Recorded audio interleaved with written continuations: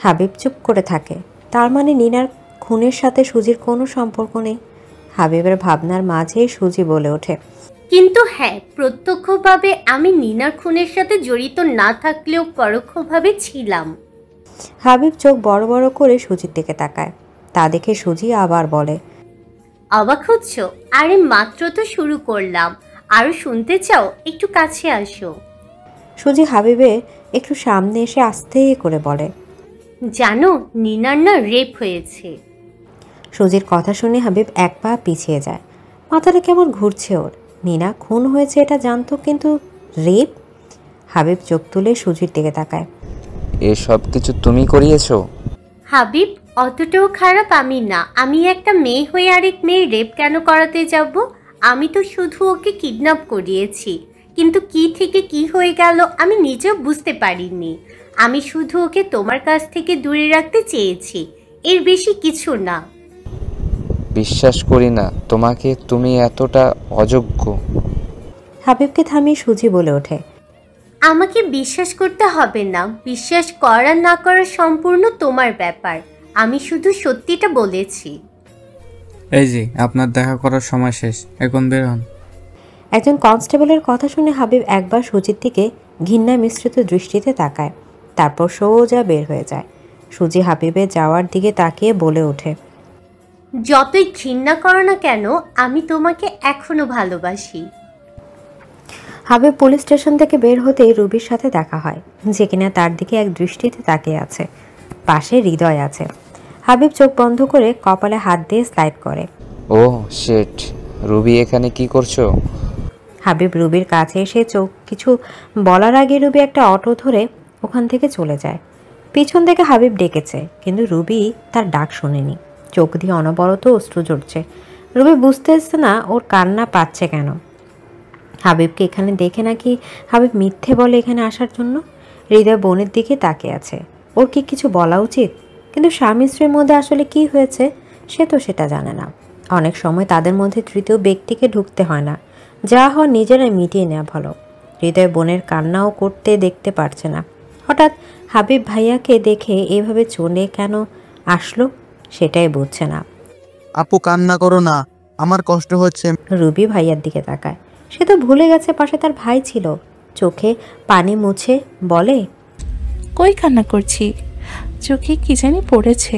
মিথ্যা বলছো কেন? আমি তোমাকে জিজ্ঞাসা করব না কি হয়েছে, কিন্তু যাই হয়ে থাকুক সামনাসামনি কথা বলে শর্ট আউট করে ফেলো। সামান্য ভুল বোঝাবুঝি থেকে দূরত্ব বাড়তে দিও না, এতে সম্পর্ক নষ্ট হয়। রুবি চুপ করে থাকে, কিচ্ছু বলে না। মুনতাই ও মুনজি আর জুবিন বসে বসে তাদের ছোটবেলার ছবি দেখছে অ্যালবামে। মিসেস সালমার রুম থেকে ওরা অ্যালবামটা পেয়েছে।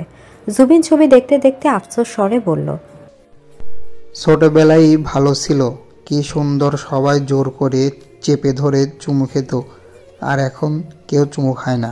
জুবিনের কথা শুনে মুনজিয়া জুবিনের পিঠে ধুম করে কিল বসিয়ে বলে ওঠে, চুমু খাওয়ার এত শখ, তাহলে বিয়ে করে বউকে দিনরাত চুমু খা। জুবিন ভাব নিয়ে বলে, সেটা তোকে বলতে হবে না, বউকে সারাদিন চুমুর থেরাপি দিমু। 10টা 5টা না, একটা মাত্র বউ আমার। আই বউ, কে চুমু খাওয়ার আগে তোকে খাই, প্র্যাকটিস করে যাবে। জুবিনের কথা শুনে মুনজিয়া মুখ কুচকে বলে, সি ওয়াক, দূরে থাক আমার থেকে। প্র্যাকটিস করতে চাইলে আমাদের ক্লাস এর বুলবুলিকে গিয়ে খা, মাইয়া তোর জন্য পাগল। মুনতাহি বসে একটা ছবি গভীরভাবে পর্যবেক্ষণ করছে। মুনজিয়া জুবিনের কথা ওর কানে যায় না। ওরা মুনতাহির দিকে তাকিয়ে দেখে মুনতাহি কোনো একটা ছবি অনেকক্ষণ খুঁটিয়ে খুঁটিয়ে দেখছে। জুবিন উকি দিয়ে দেখে বলে, আরে এটা তো ভাইয়া, আর তুই? মুনতাহি চোখ তুলে জুবিনের দিকে তাকায়। জুবিন আবার বলে, তোর আর ভাইয়ার এই ছবির কথা মনে আছে? ভাই রে ভাই, কি এক কাহিনী হয়েছিল। দেখ, তোকে আর ভাইয়াকে বউর স্টেজে কত সুন্দর লাগছে। তোকে লাল টুকটুকি বউ লাগছে, তোর মনে নেই ছোটবেলার কথা? বলে মুনতাহির দিকে তাকায়। মুনতাহি তেমন কিছু মনে নেই, কিন্তু ঝাপসা ঝাপসা অনেক কিছুই মনে আছে। মুনতাহি আবার ছবিটার দিকে তাকায়। তাহিয়ানকে কত কিউট লাগছে ছোটবেলায়, এখন তো ভাইয়া অনেক সুন্দর। এখন একটু বেশি সুন্দর মনে হয়। মুনতাহির কথা হলো ছেলে মানুষকে এত সুন্দর হতে নেই, যারা সুন্দর বেশি তারা হলো জিন। তাহলে তাহিয়ান ভাইয়াও কি জিন? মুনতাহির ভাবনার মাঝে মিসেস সালমা ওদের সন্ধ্যার নাস্তা খেতে ডাক দেয়। ওরা সবাই ছবি রেখে উঠে যায়। মুনতাহির ওর হাতের ছবিটা একবার দেখে কি জানি মনে করে, সেটা অ্যালবামে না রেখে নিজের কাছে রেখে দেয়। এদিকে হাবিব রুমে ঢুকিয়ে কাউকে দেখতে না পেয়ে তাতে ব্রু একটু কুঁচকে যায়। বিড়বিড় করে বলে, রুবি কোথায়? রুমে আসো না এখানে। বারান্দায় কারো ছায়া দেখতে পেলে হাবিব ওই দিকেই হাঁটা ধরে। গিয়ে দেখে রুবি বারান্দায় দাঁড়িয়ে আছে। তুমি এখানে ঘুমাবে না? হাবিবের প্রশ্নে কোনো জবাব দেয় না রুবি। রুবিকে চুপ করে থাকতে দেখে হাবিবের মেজাজ গরম হয়ে যায়। আজকে সারাদিন একটা কথাও বলেনি, আর না নিজ থেকে কিছু জিজ্ঞাসা করেছে। হাবিব দীর্ঘশ্বাস ফেলে, রুবিকে পেছন থেকে জড়িয়ে ধরে। যেহেতু দোষটা তার, শুধু শুধু রেগে কিছু বলারও ঠিক হবে না। এমনি আস্তে আস্তে ওদের সম্পর্কটা ঠিক হচ্ছে, এখন আবার নষ্ট হয়ে গেলে সব শেষ। হাবিব রুবির ঘাড়ের চুলগুলো সরিয়ে নাক ডুবিয়ে দেয়। হাবিবের স্পর্শে রুবি চোখ বন্ধ করে ফেলে। হাবিব ফিসফিসিয়ে বলে, বউ কি রেগে আছে আমার উপর? রুবি হাবিবের থেকে নিজেকে ছাড়ানোর চেষ্টা করতে করতে বলে, ছাড়ো আমায়, আদিক্ষেতা ভালো লাগছে না। হাবিব রুবিকে ছেড়ে দাঁড়ায়, তারপর কিছুটা সিরিয়াস হয়ে গম্ভীর স্বরে বলে ওঠে, আদিক্ষেতা লাগছে তোর কাছে? তা নয় তো কি, বউকে মিথ্যে বলে এক্সের সাথে দেখা করতে যাও। রুবিকে থামিয়ে হাবিব বলে ওঠে, রুবি আমি শুধু শুধু মিথ্যা বলি? সুজির সাথে আমার কিছু কথা ছিল, ওর কাছে আমার প্রশ্নের উত্তর ছিল, সেটা জানতে গিয়েছি। আর রইল তোকে মিথ্যা বলা, সেটার কারণ হলো আমি চাইনি তুই জানার পর বিষয়টা অন্যভাবে নিস। সত্যি বলে গেলে আমি কিছুই ভাবতাম না, মিথ্যে কেন বললে? যদি দেখা করার ছিল বলে গেলেই পারতে। মিথ্যে আশ্রয় নেওয়ার কি দরকার ছিল? একটা সম্পর্কের মূল ভিত্তি হলো বিশ্বাস। মিথ্যা বলে তুমি সেই বিশ্বাসটা ভেঙে ফেলেছো। এ বলে রুবি রুমে গিয়ে বিছানার এক কোণে শুয়ে পড়ে। হাবিব দীর্ঘশ্বাস ফেলে রুমের ভেতরে যায়। রুবিকে গুটিসুটি মেরে শুয়ে থাকতে দেখে। হাবিব নিজেও লাইট অফ করে গিয়ে রুবির পাশে শুয়ে পড়ে। তাদের মাঝে বিশাল দূরত্ব। এই দূরত্ব হাবিবের পছন্দ হয়নি, তাই নিজেই গিয়ে রুবিকে টেনে বুকের মাঝে নিয়ে আসে। বিয়ে করেছি বউকে দূরে রাখার জন্য না, জড়িয়ে ধরে ঘুমানোর জন্য। এই শীতে বউকে জড়িয়ে না ধরে ঘুমালে নিজের সিঙ্গেল মনে হয়। বউ থাকলেও বউ ছাড়া থাকতে পারবো না। রুবি কিছু বলে না, চুপ করে থাকে। হাবিব রুবিকে আরেকটু শক্ত করে জড়িয়ে ধরে, তারপর আস্তে আস্তে বলে, বিয়ে করে বউকে দূরে রাখার জন্য না, জড়িয়ে ধরে ঘুমানোর জন্য। এই শীতে বউকে জড়িয়ে না ধরে ঘুমালে নিজেকে সিঙ্গেল মনে হয়। বউ থাকতেও বউ ছাড়া থাকতে পারবো না। রুবি হাবিবের বুকে মুখ গুজে কান্না করে দেয়। হাবিবের মুখে হাসি ফুটে। বউটার রাগ তাহলে ভাঙানো গেল। মুনতাহি নিজের রুমে বসে আছে। মিসেস সালমা ওকে বকা দিচ্ছে। বুঝে না ওর মা ওকে এত বকে কেন। আজকে সকালে ওষুধ খায়নি দেখে সেটা নিয়ে বকা দিয়েছে। প্রতিদিন ওষুধ খেতে কার ভালো লাগে? আর কিসের ওষুধ খায় সেটাও জানে না। কয়েক মাস আগে হঠাৎ প্রচণ্ড পেট ব্যথা শুরু হলে তখন ডাক্তারের কাছে নিয়ে যায়। তারপর তো সব ঠিকই আছে, আর তখন থেকে কিসের ওষুধ খেতে হচ্ছে? বিরক্তকর। মাঝে মাঝে মুনতাহির মনে হয় বাসা থেকে চলে গেলেই ভালো।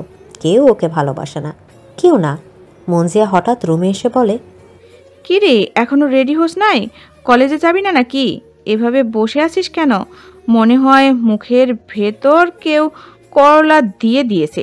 তাড়াতাড়ি রেডি হয়ে নে, আম্মুর হাতে মার না খাওয়ার আগে। মুনতাহি রেগে মনজিয়ার দিকে তাকে কিছু না বলে হনহন করে রেডি হতে শুরু করে। বাড়িতে থাকার চেয়ে বাইরে থাকা অনেক ভালো। সারাক্ষণ মিসেস সালমার বকা থেকে বেঁচে যায়। মুনতাহি এসব ভেবে ওয়াশরুমে ঢুকে পড়ে। মনজিয়াও আর কিছু না বলে রুম থেকে বের হয়ে যায়। কলেজের গেট দিয়ে ঢুকতে দূরে চোখে পড়ে মুনতাহির। ওখানে সায়নকে দেখতে পায়। মুনতাহি চোখ নিচে নামিয়ে নেয়। মনজিয়া আর জুবিনও দেখে। মুনতাহি সায়নের পাশ দিয়ে মাথা নিচু করে চলে আসতে নিলে সায়ন ওকে ডাক দেয়। মুনতাহির প্রথম ডাক শুনে একটু অবাক হয়। নিজের মনের ভুল ভেবে আবার হাঁটা ধরে। সায়ন বলেছে ওর সামনে আর না যেতে, তাই মুনতাহি ভুলেও সায়নের সামনে যায় না। কখনো দেখা হয়ে গেলেও মুনতাহি পাশ কাটিয়ে চলে যেত। সায়ন দৌড়ে মুনতাহির সামনে এসে দাঁড়ায়। হাঁপাতে হাঁপাতে বলে, মুনতাহি, তোমাকে কখন থেকে ডাকছি, শুনতে পাওনি? মুনতাহি কিছু বলবে তার আগে জুবিন রেগে বলে, তুমি ওকে দেখেছো কেন? ওর সাথে কি? সায়ন জুবিনের দিকে তাকায়, তারপর বলে, ওর সাথে আমার কিছু কথা ছিল। কেন কথা নেই ওর তোমার সাথে? মুনতাহি চল ক্লাসে। এই বলে জুবিন মুনতাহির হাত ধরে সামনে হাঁটা দিলে পেছন থেকে সায়ন মুনতাহির উপর হাত ধরে। জুবিন পেছনে তাকিয়ে দেখে মুনতাহির হাত সায়ন ধরে আছে। তাতে জুবিন আরও রেগে যায়। তোমার সাহস কিভাবে হয় ওর হাত ধরার? ছাড়ো হাত। আমার ওর সাথে কথা আছে, যখন বলেছি তখন আমি কথা বলেই ছাড়বো। মুনতাহি পড়েছে ঝামেলায়। দুইজন দুই হাত ধরে দাঁড়িয়ে আছে, আর মাঠের সবাই ওদের দিকে তাকিয়ে আছে। সায়ন সবার দিকে এক নজর তাকিয়ে আবার জুবিনের দিকে তাকিয়ে বলে, জুবিন, সিন ক্রিয়েট করো না, সবাই তাকিয়ে আছে, বেশি সময় নিব না, জাস্ট 2 মিনিট প্লিজ মুনতাহি। শেষের কথাটা মুনতাহির দিকে তাকিয়ে বলে। মুনতাহি জুবিনের দিকে তাকায়, চোখের ইশারা করে। মুনতাহির ইশারা বুঝতে পেরে জুবিন হাত ছেড়ে দেয়। তারপর সায়নের দিকে এক নজর তাকিয়ে ওখান থেকে হন হন করে চলে যায়। জুবিনের পেছনে মুনজিয়াও চলে যায়। মুনতাহি দীর্ঘশ্বাস ফেলে। জুবিন যে রেগে গেছে সেটা ভালোই বুঝতে পেরেছে। মুনতাহি সায়নের দিকে তাকিয়ে বলে, কি বলবে বলো, আর এখন হাতটা ছাড়ো। সায়ন মুনতাহির কথা শুনে হাতের দিকে তাকায়, দেখে ও এখনো মুনতাহির হাত ধরে আছে। হাত ছেড়ে বলে ওঠে, সরি। ইটস ওকে, কি বলবে বলো। সরি। মুনতাহি ভ্রু কুঁচকে তাকায়। প্রথম সরি বলার কারণ তো বুঝলো, কিন্তু এখন আবার সরি বলার কারণ কি? মুনতাহি ভ্রু কুঁচকে প্রশ্ন করে। ও হোয়াট? সায়ন জিহ্বা দিয়ে ঠোঁট ভিজিয়ে বলা শুরু করে, তোমার সাথে খারাপ ব্যবহার করার জন্য ওই দিন হঠাৎ করে তুমি এসব বললে, আর আমার মাথাও ঠিক ছিল না। আমার উচিত হয়নি তোমাকে ওইভাবে বলার। আমি চাইলে তোমাকে ভালোভাবে বুঝিয়ে বলতে পারতাম, কিন্তু সেটা আমি করিনি। পরে আমি রিয়েলাইজ করতে পেরেছি যে আমার ভুল হয়েছে, না চাইতেও একজনকে কষ্ট দিয়ে ফেলেছি। Sorry for everything. আমি সব ভুলে গেছি, ক্লাস শুরু হবে, আমায় যেতে দাও, আসি। আমাকে কি ক্ষমা করা যায় না? মুনতাহি স্মিত হেসে বলে, আমি ক্ষমা করার কে? ভুলটা আমারই ছিল, আসি আমি। আমরা কি আবার আগের মতো বন্ধু হতে পারি না? আমার মতো মেয়ের সাথে আবার বন্ধুত্ব করতে চাও? আমি না বাকি সবার মতো? রেগে আছো এখনো? আমি আমার ভুল বুঝতে পেরেছি, ক্ষমা করা কি যায় না? I am really sorry. Muntahi দীর্ঘশ্বাস ফেলে বলে, সায়ন, কিছুদিন পর আমাদের এক্সাম, তারপর আমরা সবাই আলাদা হয়ে যাব, সবাই যার যার লাইফ সাজাতে ব্যস্ত হয়ে পড়ব। তোমার উপর আমার কোনো রাগ নেই, আর ক্ষমা করার মতো কেউ না আমি। তারপরেও যদি তোমার মনে হয় যে আমার ক্ষমা করে দিয়ে তুমি খুশি, তাহলে ঠিক আছে, আমি ক্ষমা করে দিয়েছি তোমায়, কিন্তু আবার বন্ধুত্ব করতে পারবো না। I am sorry. আমার কোনো কথায় যদি খারাপ লাগে তাহলে আমায় মাফ করে দিও। এই বলে মুনতাহি ওখান থেকে চলে যায়। মুনতাহি যাওয়ার দিকে সায়ন তাকিয়ে থাকে। এইভাবে হুমুদ পেঁচার মতো বসে আছিস কেন? জুবিন মুনতাহির দিকে রেগে তাকায়, কিন্তু কিছু বলে না। মুনতাহি দীর্ঘশ্বাস ফেলে জুবিনের পাশে বসে। শুধু শুধু আমার উপর রাগ করছিস? তোর কাছে শুধু শুধু মনে হচ্ছে? দেখ, কেউ কথা বলতে চাচ্ছে, তার কথাটাও শোনা উচিত, আর ও আমায় সরি বলেছে। মুনতাহিকে থামিয়ে জুবিন বলে ওঠে, আর তাতেই তুই গেলি? বাহ, তোকে যে অপমান করলো তোর বেলায়। জুবিন, গলা না গলা ওইটা কথা না। একজন ক্ষমা চেয়েছে, তাকে ক্ষমা করে দিয়েছি। ক্ষমা করা কিন্তু একটা মহৎ গুণ। তারা যদি বোঝে যে তারা ভুল করেছে, সেটা উপলব্ধি করতে পারে, তাহলে আমাদেরও উচিত তাদের ক্ষমা করা। হয়েছে, বেশি বড় মানুষের মতো কথা বলবি না। আর শোন, ওই সায়নের সাথে মিশবি না, না হলে কিন্তু। আচ্ছা বাবা, মিশবো না, এখন আর রাগ করে থাকিস না তো প্লিজ। রাত এখন 8টা বাজে। গ্রামে 8টা মানে অনেক রাত। চারপাশে ঝিঝি পোকার শব্দ ভেসে আসছে। মুনতাহি হেঁটে যাচ্ছে বাসার দিকে। আজকে কোচিংয়ে দেরি করে ছুটি দিয়েছে। মুনজিয়া, জুবিন সায়েন্সের স্টুডেন্ট, আর পড়ালেখায়ও অনেক ভালো। মুনতাহি আর্টস নিয়ে পড়ে। পড়ালেখা মোটামুটি, টেস্টের রেজাল্টে একটু খারাপ হয়েছে, তাই এক্সট্রা কোচিং করতে হচ্ছে। আজকে দেরিতে ছুটি দেওয়ার কারণে রাত হয়ে গেছে। মুনতাহি চুপচাপ হেঁটে যাচ্ছে। এদিকটা অনেক নিরিবিলি। মুনতাহি বারবার পেছনে ফিরে যাচ্ছে। ওর মনে হচ্ছে ওকে কেউ ফলো করছে। আজকে নতুন না, 1 মাস ধরেই ওর মনে হচ্ছে ওকে কেউ দূর থেকে দেখে, কিন্তু পরে চারপাশ তাকিয়ে দেখলে কাউকে দেখতে পায় না। মুনতাহি একটা ঢোক গিলে তাড়াতাড়ি হাঁটা ধরে। এমনি রাস্তায় মানুষজন নাই, বিপদ বয়ে কয়ে তো আসে না। মুনতাহি হাঁটতে হাঁটতে হঠাৎ থেমে যায়। নিচের দিকে তাকে হাঁটছিল, কয়েক জোড়া পা ও সামনে এসে দাঁড়ায়। মুনতাহি মাথা উঁচু করে তাকায়, দেখে চেয়ারম্যানের ছেলে আর সাথে তার চাঙ্গপাঙ্গ। কিরে মুনতাহি, এত রাতে কোথায় যাওয়া হচ্ছে? মুনতাহি ক্ষিপ্ত হয়ে বলে ওঠে, দেখতে পাচ্ছেন না বাসায় যাচ্ছি, রাস্তা ছাড়ুন। বাবা তোর তো তেজ কম না, সবই কি তাহিয়ানের বৌদলতে? মুনতাহির চোখ বড় বড় করে রেগে তাকায়। তোর এই তেজ আমাকে ঘায়েল করে, তোর এই তেজ ভেঙ্গে ঘুরিয়ে দিতে ইচ্ছে করে। তোর জন্য তাহিয়ানের হাতে মাইর খেয়েছি, শুধু তোর দিকে তাকিয়েছি বলে আমাকে মেরেছে, এমনকি হুমকি দিয়েছে আর একবার তোর দিকে তাকালে নাকি চোখ তুলে ফেলবে। আজকে তোকে ছুঁয়ে দেখবো কে আসে তোকে বাঁচাতে, আর ওই শালা আমার কি করতে পারে। শুনেছি এখনও ঢাকায় আছে, এ তো সুবর্ণ সুযোগ হাতছাড়া করা একদম ঠিক হবে না, চল। এই বলে মুনতাহির হাত ধরে। মুনতাহি হাত ছাড়ানোর প্রয়াস চালাচ্ছে, ভেতরে ভেতরে ভয় পাচ্ছে, তারপরও মুখ খুলে বলে, ছাড়ুন আমায়। ছাড়বো তো, একটু ছুঁয়ে নেই। মুনতাহিকে টেনে নিয়ে যেতে থাকে। মুনতাহি নিজেকে যতটা পাচ্ছে শক্ত করে রাখছে। মুনতাহিকে টেনে নিয়ে যেতে একটু বেগ পেতে হচ্ছে রাজনকে। রাজন বিরক্ত হয়ে বলে, তুই কি চাচ্ছিস আমাদের বাসর এই জায়গায় হোক? তাহলে তাই হবে, এ তো কষ্ট করে তোকে নিয়ে গিয়ে লাভ নেই। এই তোরা পিছনে ফিরে থাকা, আজকে ওর সাথে এখানেই বাসর করব। এই বলে রাজন এক পা করে মুনতাহির দিকে এগিয়ে যায়।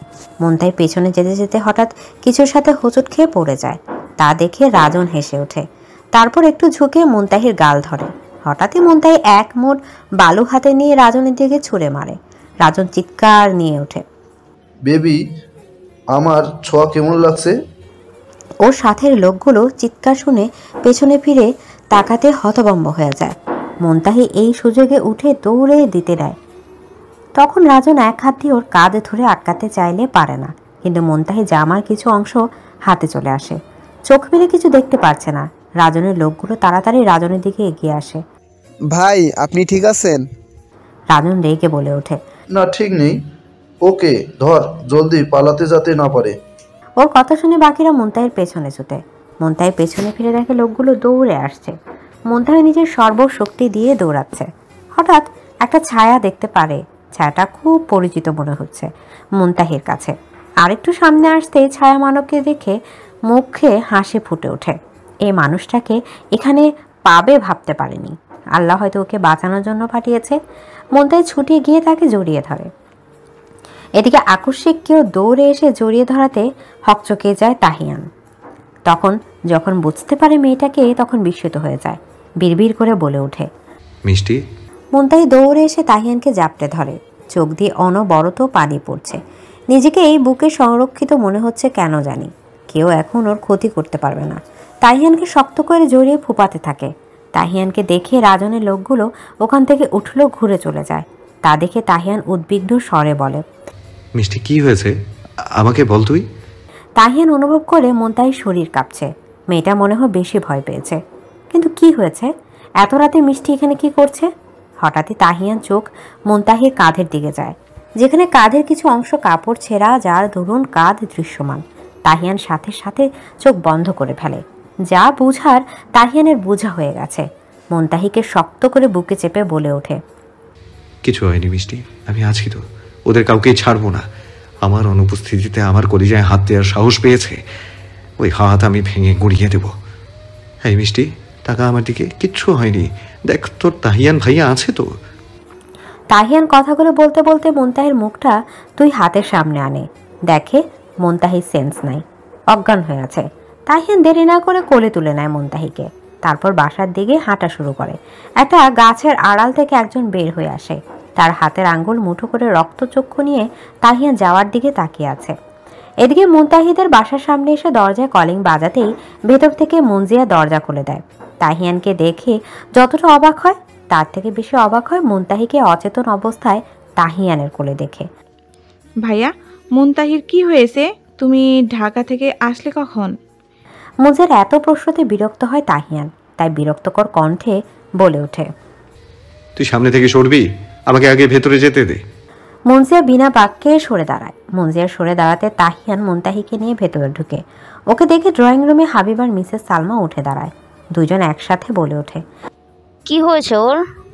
বলছি ওকে রুমে নিয়ে যেতে হবে, ডাক্তারকে কল দিয়ে আসতে বলো, আমি ওকে রুমে নিয়ে যাচ্ছি। তাহিয়ান মুনতাহিকে নিয়ে উপরে যায়, ওর সাথে হাবিব আর মঞ্জিয়াও যায়। মিসেস সালমা স্তব্ধ হয়ে দাঁড়িয়ে আছে। কেউ খেয়াল না করলেও উনি মুনতাহির হাতের দিকে খেয়াল করেছে। কাঁধের নিচে নখের আঁচড়ও স্পষ্ট। মনের ভেতর অজানা আশঙ্কা বাঁধছে। তাহিয়ান সোফায় বসে আছে। তাহিয়ানের সামনে মিসেস সালমা আর হাবিব বসে আছে। মঞ্জিয়া চুপ করে দাঁড়িয়ে আছে। রুবি বাসায় নেই, সকালে নিজের মার বাসায় গেছে। তাহিয়ান সবাইকে সব খুলে বলেছে মুনতাহিকে কিভাবে পেল। সব শুনে মিসেস সালমা কান্নায় ভেঙে পড়ে। ওনার মাথায় একটা কথাই আসছে, কিছু হয়নি তো ওনার মেয়ের সাথে। এই ভাবনাটা আসারও একটা কারণ আছে, সেটা হলো তাহিয়ান তো ওকে মাঝ রাস্তায় পেয়েছে, তাহলে এর আগে অঘটন ঘটে যায়নি তো। হঠাৎই মুনতাহির রুম থেকে ওর চিৎকারের আওয়াজ আসে। কিছুক্ষণ আগে তো ডাক্তার দেখে গেল, জ্ঞান ফিরে আসছে মনে হয়। সবাই উপরে দৌড়ে যায়, গিয়ে দেখে মুনতাহি কান্না করছে। দেখে মনে হচ্ছে ভয় আছে এখনো। মিসেস সালমা সামনে যেতেই তাকে জাপটে ধরে শব্দ করে কান্না করে দেয়। মিসেস সালমা মাথায় হাত বুলিয়ে দিতে দিতে বলে, কিছু হয়নি মা, আছে তো, সবাই এখানে আছে, দেখ এখন ভয়ের কিছু নেই, শান্ত হ, কিছু হয়নি। আমাদের বল মা, কি হয়েছে তোর? এই অবস্থায় কি করে হলো? ওরা তোর সাথে? মিসেস সালমা কথা শেষ করার আগেই মুনতাহি আরও জোরে কেঁদে ওঠে। এইভাবে কান্না করলে আবার জ্ঞান হারাতে পারে। তাই তাহিয়ান বলে ওঠে, খালামণি এখন ওকে কিচ্ছু বলতে চাপ দিও না, ভয় কমে আসলে ও তখন নিজে থেকেই বলবে। মঞ্জিয়া বোনের কান্না দেখে কেঁদে দেয়। তাতে তাহিয়ানও বিরক্ত হয়। মঞ্জিয়াকে ধমক দিয়ে বলে ওঠে, এখানে দাঁড়িয়ে কান্না করছিস কেন? ওকে থামানো যাচ্ছে না দেখছিস, আবার ওর সামনে কান্না করছিস। তাহিয়ানের ধমক খেয়ে মঞ্জিয়ার কান্নার গতি কমে আসে, কিন্তু কান্না আটকে রাখতে না পেরে রুম থেকে বের হয়ে যায়। যতই সারাক্ষণ ঝগড়া করুক, তাদের আচার আচরণ মিল না থাকুক, তারা তো জমজ, তাদের মনের মিল ঠিকই আছে। এক বোনের কষ্ট আরেক বোন কাঁদবে না। মুনতাহির কান্না আস্তে আস্তে কমে আসছে, এখন শুধু ফুপানোর আওয়াজ আসছে। হাবিব কিছুক্ষণ আগে রুবির কল আসায় রুম থেকে বের হয়ে গেছে। মিসেস সালমা বুকে এখনও মুনতাহি চুপ মেরে পড়ে আছে। তাহিয়ান মিসেস সালমাকে উদ্দেশ্য করে বলে, খালামণি তুমি মিষ্টির জন্য কিছু খাবার নিয়ে আসো, ডাক্তার ওষুধ দিয়ে গেছে, বলেছে কিছু খাইয়ে খাওয়াতে। মিসেস সালমা মুনতাহিকে বালিশে শুয়ে মাথায় হাত বুলিয়ে চলে আসতে নিলে মুনতাহি ওনার হাত ধরে রাখে। তাহিয়ান সেটা খেয়াল করে। মিসেস সালমা মুনতাহির দিকে তাকিয়ে একটা শুকনা হাসি দিয়ে মাথায় হাত বুলিয়ে বলে, মা যাব আর আসবো, ভয়ের কিছু নেই, তাহিয়ান আছে এখানে। তারপর হাত ছাড়িয়ে নিচে চলে যায়। মুনতাহি চুপ করে উপরে সিলিংয়ের দিকে তাকিয়ে আছে। চোখ দিয়ে জল গড়িয়ে পড়ছে, কান্না করছে, কিন্তু সেই কান্নার কোনো শব্দ নেই। তাহিয়ান কিছুক্ষণ মুনতাহির দিকে তাকিয়ে থাকে, তারপর দীর্ঘশ্বাস ফেলে। মুনতাহির পাশে গিয়ে বসে। মুনতাহির দৃষ্টি এখনও সিলিংয়ের দিকে। তাহিয়ান আস্তে করে মুনতাহির মাথায় হাতে রাখে।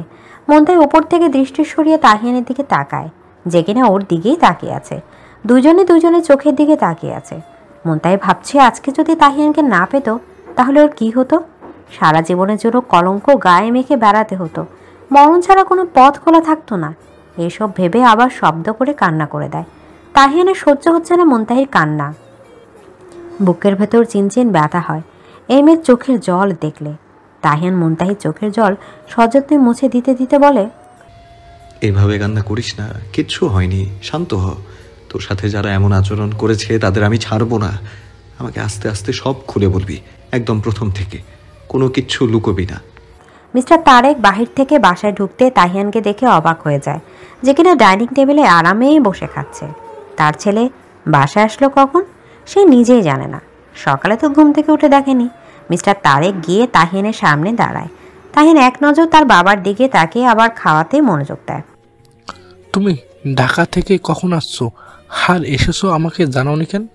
মিস্টার তারেকের কথা শুনে মিসেস জাবেদা বলে ওঠে, কালকে রাতে এসেছিও। মিসেস জাবেদাকে বাধা দিয়ে মিস্টার তারেক বলে ওঠে, আমি তোমাকে জিজ্ঞেস করিনি, যাকে জিজ্ঞেস করেছি তাকে উত্তর দিতে দাও। তাহিয়ান চুপচাপ খেয়ে উঠে পড়ে। তারপর মিসেস জাবেদাকে উদ্দেশ্য করে বলে, আম্মু আমার খাওয়া শেষ, আমি আসছি। এই বলে রুমির দিকে হাঁটা ধরে। মিস্টার তারেক ছেলের এমন একরোখা ব্যবহারে দেখে রাগে ফেটে পড়ে। দেখলে জাবেদা তোমার ছেলের ব্যবহার? আমি ওকে কিছু জিজ্ঞেস করেছি, সেটার উত্তর না দিয়ে হন হন করে ওপরে চলে গেল। তোমার ছেলে কালকে রাতে এসেছে, তুমি আমাকে জানানি কেন? মিসেস জাবেদা চুপ করে থাকে। উনি এখন কি উত্তর দিবে? তাহিয়ান তো রাতে বাসায় আসেনি, সে তো জানতোই না তাহিয়ান যে বাসায়। সকালে নামাজ পড়তে উঠে দেখে তাহিয়ানের রুম খোলা। তারপর রুমে গিয়ে দেখতে পায় তার ছেলে সুন্দর করে বিছানায় ঘুমাচ্ছে। বাসায় কখন আসলো তিনি তো সেটাই জানে না।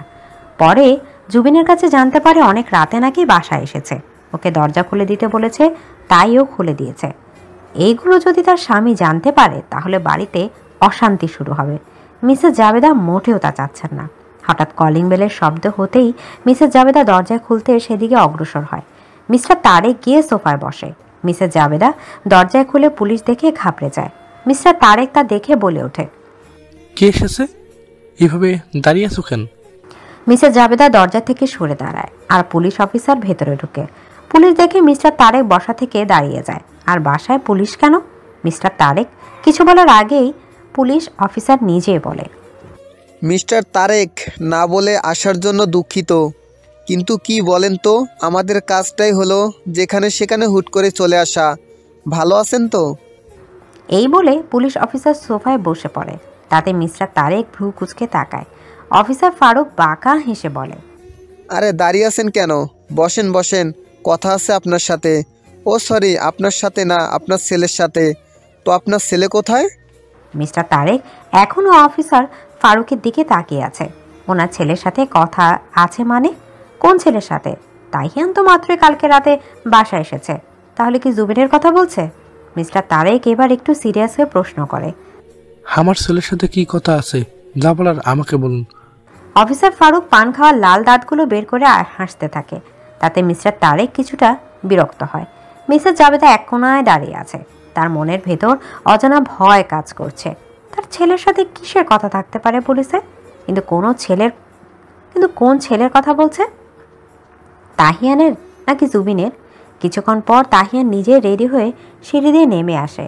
তাকে আসতে দেখে অফিসার ফারুক উঠে তাহিয়ানের সামনে যায়। তারপর দাঁত বের করে তাহিয়ানের কাঁধে হাত দিয়ে বলে, how are you young man? Tahiyan police দেখে একদমই বিচলিত হয়নি। একবার নিজের কাঁধের দিকে তাকায় যেখানে অফিসার ফারুক হাত দিয়েছে। তারপর আবার অফিসারের দিকে তাকায়, সোজা সাপটা প্রশ্ন করে, কি চাই? অফিসার ফারুক একটু অপমান বোধ করেন। তাহিয়ানের কাঁধ থেকে হাতটা নামিয়ে নেয়। কথার ধারণ দেখে বোঝা যাচ্ছে ছেলেটা বেয়াদব বটেই। অফিসার ফারুকও কম না, এমন কত বেয়াদবকে সোজা করেছে। চেয়ারম্যানের ছেলে কালকে রাতে খুন হয়েছে, তাকে কেউ জঘন্যভাবে মেরেছে। কে মারতে পারে তোমার কি ধারণা? অফিসার ফারুকের কথা শুনে তাহিয়ান জবাব দেয়, ও আচ্ছা, তাই নাকি? কে মেরেছে? তুমি জানো না? তাহিয়ান সোফায় বসতে বসতে বলে, অফিসার কি যে বলেন, আমার বুঝি জানার কথা। আপনি নিজেই তো বাড়ি বয়ে জানাতে চলে আসলেন, তো সবার বাড়ি গিয়ে গিয়ে কি এই খবর পৌঁছাচ্ছেন? অফিসার ফারুকও তাহিয়ানের সামনে বসে। তারপর বলে, তোমার সাথে তো চেয়ারম্যানের ছেলের মারামারি হয়েছিল একবার। তাহিয়ান হেসে জবাব দেয়, হ্যাঁ, সেটা তো গ্রামের সবাই জানে। একটা কথা কি জানেন অফিসার, আমি মারাতে কিন্তু তখন গ্রামের সবাই খুশি হয়েছিল। কেন হয়েছিল সেটা না হয় গ্রামের মানুষ থেকে জেনে নেবেন। কালকে রাতে কোথায় ছিলে তুমি? তাহিয়ান বলে, নিজের বাসায়, নিজের বেডরুমে ঘুমাচ্ছিলাম। মিস্টার তারেক বিরক্ত হয়ে বলে ওঠে, ওকে এই প্রশ্ন করার মানে কি অফিসার? আপনি ওকে অকারণে সন্দেহ করছেন? কি বলেন তো মিস্টার তারেক, আমাদের কাজই হলো সবাইকে সন্দেহ করা, আর সবার প্রথম সন্দেহর তীরটা কিন্তু আপনার ছেলের উপরই পড়ে। এমনও হতে পারে আপনার ছেলেই খুনের সাথে জড়িত। চেয়ারম্যান নিজেই আপনার ছেলের নাম বলেছে। আর আপনি ওনার কথা শুনে এখানে চলে আসলেন কোনো প্রমাণ ছাড়া? কত টাকা দিয়েছে আপনাকে? অফিসার ফারুক এবার অট্ট হাসিতে ফেটে পড়ে। তারপর হাসি থামিয়ে বলে, আসি মিস্টার তারেক, আবার দেখা হবে। এই বলে অফিসার ফারুক উঠে একবার তাহিয়ানকে তীক্ষ্ণ দৃষ্টিতে ভালো করে পর্যবেক্ষণ করে। তার কোনো কিছুতে মাথা ব্যথা নেই, বিন্দাস ফোন টিপে যাচ্ছে। মনে হচ্ছে তার আশেপাশে কিছুই হচ্ছে না। অফিসার আর কিছু না ভেবে তাহিয়ানদের বাসা থেকে বের হয়ে যায়। অফিসার বের হয়ে যেতে তাহিয়ানও তার পেছনে বের হয়ে যায়। মিস্টার তারেক পেছন থেকে কিছু বললে সেটা শোনার প্রয়োজন মনে করেনি। মিস্টার জাবেদার ভয় করছে চেয়ারম্যানের ছেলে খুন হয়েছে। তিনি এখন জানতে পারল কে করলো এমন, আর এই সেই খুনের জন্য তার ছেলেকে কেন সন্দেহ করছে। গ্রামে একই বয়সে ছেলে থাকলে মাঝে মাঝে মারামারি হবে, এটাই স্বাভাবিক।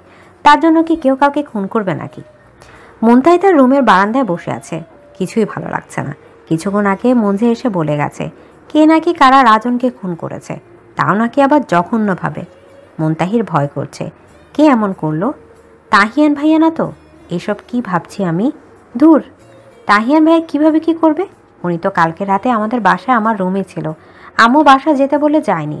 তারপর আমি যখন ঘুমিয়ে গেলাম, ঘুম থেকে উঠে তার আর তাহিয়ান ভাইয়াকে দেখি নাই। হঠাৎ মুনতাহির দৃষ্টি বাইরে যায়, যেখানে একটা ব্ল্যাক কালারের প্রাইভেট কার রাখা আছে। মুনতাহি একটু অবাকই হয় এখানে গাড়ি দেখে। এই গ্রামে হাতে গোনা কয়েকজনই প্রাইভেট কার আছে, কিন্তু এটা কাদের? আগে দেখেছে বলে মনে হয় না। গাড়ি গ্লাস লাগানো, তার জন্য ভেতরে কেউ আছে কিনা বোঝা মুশকিল। মুনতাহি আর বেশি কিছু না ভেবে রুমে চলে আসে। মাথাটা কেমন ধরেছে, কিছুই ভালো লাগছে না। বিছানায় গিয়ে শুয়ে পড়ে। মুনতাহিকে বারান্দায় যেতে দেখে গাড়ির ভেতরে অজ্ঞাত ব্যক্তি বাঁকা হেসে ওখান থেকে গাড়ি নিয়ে চলে যায়। জুবিনের সামনে তাহিয়ান একটা ফোন ধরে দাঁড়িয়ে আছে। জুবিন ফোনের স্ক্রিনের দিকে তাকিয়ে আছে, যেখানে স্পষ্ট দুজন ছেলেমেয়ের ছবি জ্বলজ্বল করছে। ছেলেটা মেয়েটার মুখ টিস্যু দিয়ে মুছে দিচ্ছে। দুজনকেই জুবিন ভালো করে চেনে, কিন্তু তার ভাই এই ছবি পেল কোথায়? জুবিন চোরের মতো তাহিয়ানের দিকে এক নজর তাকায়। তাহিয়ান এক দৃষ্টিতে তাকিয়ে আছে তার দিকে। কিরে, কিছু বলছিস না কেন? এই ছেলেটাকে? জুবিন শুকনো একটা ঢুক গেলে, তারপর তাহিয়ানকে বলে, ভাইয়া মানে তুমি এই ছবি কোথায় পেলে? তাহিয়ান গম্ভীর কণ্ঠে বলে ওঠে, সেটা তোকে জানতে হবে না। আমি যা জিজ্ঞাসা করেছি সেটার উত্তর দে। মিষ্টির সাথে এই ছেলেটাকে? জুবিন এখন ভাবে ও এখন কি বলবে। সায়ন আর মুনতাহির এই ছবি বা কে তুললো? শালা তুলেছে তো ভালো করেছে, সেটা আবার তাহিয়ান ভাইয়াকে দেওয়ার কি ছিল? এখন যদি জানে মুনতাহি সায়নকে পছন্দ করত, তখন কি করবে তাহিয়ান? এই ছবি দেখেই যেইভাবে হুড়মুড় করে ওর রুমে এসেছে, এসব জানলে আমাকে আস্ত রাখবে না। জুবিনকে চুপ থাকতে দেখে তাহিয়ানের রাগ তর করে বেড়ে যাচ্ছে। রাগ কন্ট্রোল করতে না পেরে জুবিনকে ধমকে ওঠে, কি হলো? কারে তুলা দিয়ে রেখেছিস? তোকে না বলেছি ওর ওপর নজর রাখতে? কখন কি হয় আমাকে জানাতে? তাহলে তুই আমার কাছে এটা লুকিয়ে রেখেছিস কেন? এই ছেলের বাড়ি কই? মিষ্টির সাথে ওর কি সম্পর্ক?